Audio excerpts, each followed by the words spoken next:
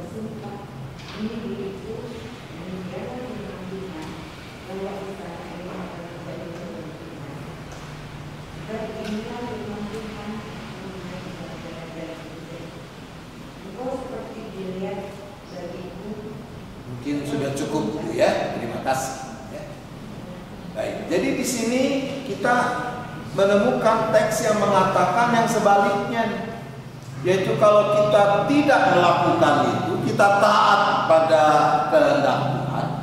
Disebutkan ya, semuanya adalah praktik hidup yang mencerminkan keadilan dan kebenaran. Tidak memeras, tidak menindas, lalu tidak menumpahkan darah orang yang tak bersalah. Dampaknya apa? Dampaknya anugerah Tuhan melimpah. Gambaran yang diberikan di sini tentang kemakmuran yang Tuhan janjikan bagi kerajaan Yehuda. Itu semua gambaran-gambaran yang kita temukan tentang hal menumpahkan darah. Kenapa ia memang harus kita jauh, dan sebaliknya apa yang akan terjadi ketika kita menaat. Nah, sekarang kita pindah sedikit. Menurut ibu bapak saudara-saudara, kalau sampai terjadi peristiwa orang menumpahkan darah orang lain, kira-kira apa aja ya yang jadi pemicu?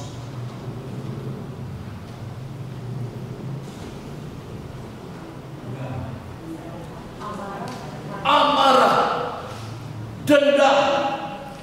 Amarah sama dendam ini masih saudara sepupu. Apa lagi? Sakit hati. Sakit hati, dendam, iri. Baik, kita bisa membaca itu misalnya di dalam Matius 5 ayat 21 dan ayat 22. Yesus menafsirkan dengan cara pandang yang baru tentang hal membunuh ini. Matius 5 ayat 21 dan 22.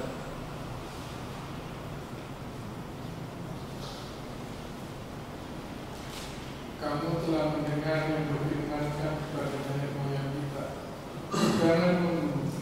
Siapa yang membunuh harus dihukum.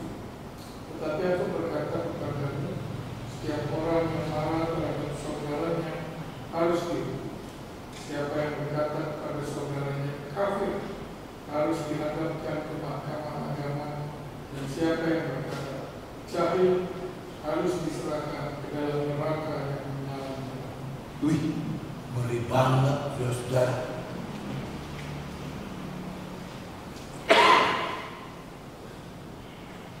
Mungkin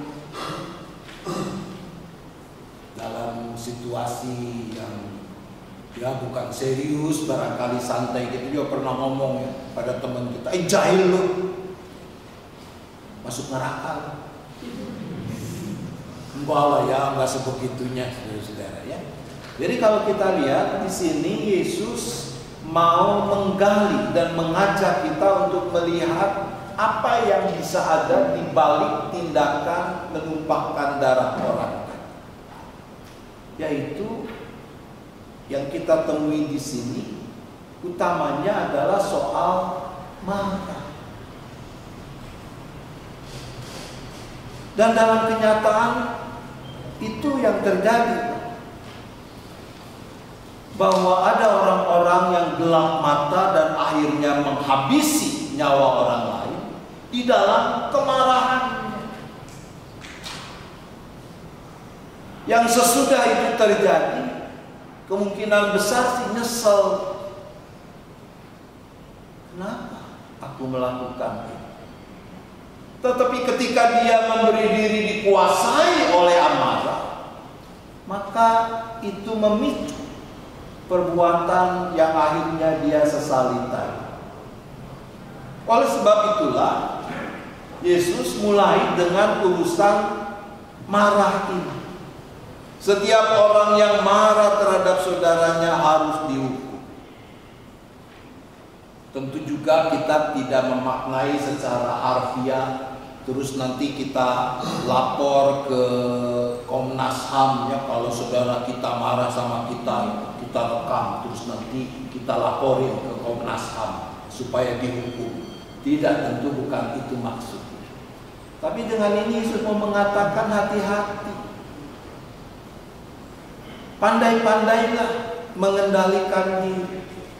Jangan biarkan amarahmu menguasai dirimu. Sebab kalau itu terjadi, bukan tidak mungkin, puncaknya bisa mewujud di dalam praktik menumpahkan darah orang. Ada banyak berita nyata, bukan hoax kan, tentang ini. Salah satu yang terkait dengan peristiwa yang tadi saya sebutkan juga kan soal amarah. Begitu marahnya. Ada anak yang marah gara-gara gak dikasih duit oleh orang tuanya, dia bacok orang tua. Ada suami yang marah karena istrinya kedapatan selingkuh, dia borok leher istri dan selingkuhan. Tentu selingkuhnya juga salah. Tapi amarah itu yang mau saya katakan, itu memicu orang untuk bisa melakukan tindakan tadi. Lalu tadi disebut iri hati. Iri hati. Kita bisa membaca di dalam Yakobus 4 ayat 1 dan ayat 2.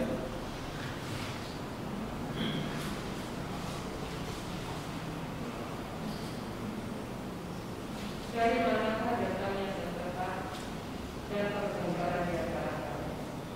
Bukankah datangnya dari hawa nafsu yang saling berjuang di dalam? Kamu mengingini sesuatu, tapi kamu tidak memperoleh. Lalu kamu membunuh. Kamu iri hati, tapi kamu tidak mencapai tujuan. Lalu kamu berkata dan kamu bersuara. Kamu tidak memperoleh apa-apa karena kamu tidak berbuat. Ya, terima kasih. Di sini kita melihat apa yang tadi teman-teman sudah kemukakan sebagai apa yang bisa memicu tindakan menumpahkan darah orang tadi. Yaitu ketika orang tidak bisa mengendalikan dorongan-dorongan keinginan hawa nafsu yang ada di dalam dirinya. Persisnya di sini kalau kita baca di dalam ayat 2 tadi dikaitkan dengan keinginan. Memangnya kita nggak boleh mengingini sesuatu? Boleh nggak sih? Mengingini? Boleh? Mengingini apa dulu? Ya? Mengingini apa dulu? Ya kalau kita memang misalnya punya duit, ya terus lihat nih, ada kemeja bagus, boleh kan? Boleh dong. Ya. Tapi kalau kita nggak punya duit, terus kita kepengen kemeja bagus yang dipakai orang lain, dan kita rampas kemeja itu karena tidak mau diberikan, terus kita tusuk orang itu, nah itu yang nggak boleh. Ya. Karena itu hal mengingini tadi dikaitkan dengan iri hati. Kamu iri hati, tetapi kamu tidak mencapai tujuan. Jadi ini harus kita lihat sebagai satu kesatuan, mengingini yang dikaitkan dengan iri hati. Kalau itu tidak tercapai, maka ujungnya bisa kita jatuh pada tindakan yang menumpahkan darah orang tadi. Nah kalau sekarang ini, zaman sekarang, mungkin hanya orang-orang tertentu ya yang memang betul-betul secara konkret menumpahkan darah orang, membunuh. Tapi kalau kita lihat tadi, kita bicara bahwa menumpahkan darah orang itu adalah merampas kehidupan dari orang lain. Apakah memang wujudnya mesti cuma secara beneran itu membunuh atau membuat orang terbunuh? Bisa nggak? Itu dalam bentuk yang lain. Nggak mati sih orangnya, karena kita tidak tusuk, kita tidak tembak, kita tidak tabrak. Tapi sebetulnya di sana sudah ada praktik juga merampas kehidupan, menumpahkan darah. Bisa terjadi. Apa misalnya?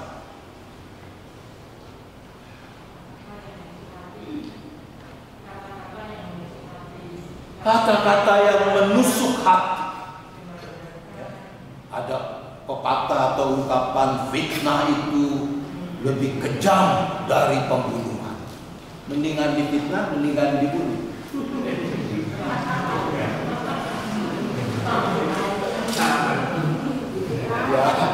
Ya kalau sampai mesti milih, ya udahlah difitnah aja lah, ya, ketimbang dibunuh. Ya.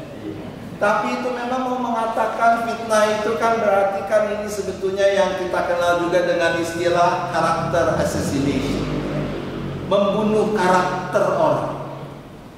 Memfitnah itu berarti kan menyebarkan berita yang tidak benar tentang keadaan seseorang. Dia mau begini begitu yang dalam kenyataannya tidak.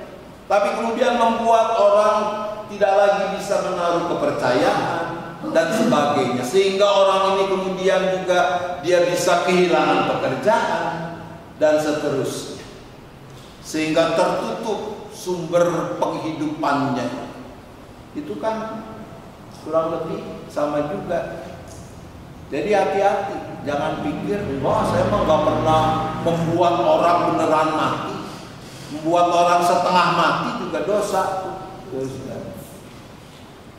Nah, bagaimana kita bisa mencegah, kita menjaga diri? Karena tadi kita melihat salah satu pemicunya itu adalah urusan marah. Maka di dalam Efesus 4 ayat 26 dan 27 di sana dikatakan begini. Apabila kamu menjadi marah, janganlah kamu berbuat dosa. Janganlah matahari terbenam sebelum padam amarahmu, dan janganlah beri kesempatan kepada iblis. Catat baik-baik ya. Jangan matahari terbenam sebelum padam amarah. Jadi kalau punya niat mau marah pada suami atau istrimu, lakukan itu dari subuh supaya rada lama kesempatannya. Begitu? Bukan, ya, begitu bukan mengajak ayo kita hitung ya, supaya rada lama mulai kapan marah. Tentu tidak demikian. Tapi ini mau mengatakan bahwa jangan biarkan berlama-lama amarah itu ada pada diri. Maka dikaitkan jangan beri kesempatan kepada iblis. Selesaikan ketika ada masalah, ada konflik, tapi bukan dengan kemarahan. Tadi yang kedua kita katakan pencetusnya, pemicunya bisa juga karena iri hati terkait dengan mengingini. Maka Ibrani 13 ayat 5 mengatakan begini. Janganlah kamu menjadi hamba uang dan cukupkanlah dirimu dengan apa yang ada padamu. Ketika kita bisa belajar merasa cukup, kita akan dimampukan untuk sungguh-sungguh tulus bersyukur. Ketika kita bisa merasa cukup dan kita mampu bersyukur dengan tulus, saya yakin iri hati itu akan terkikis.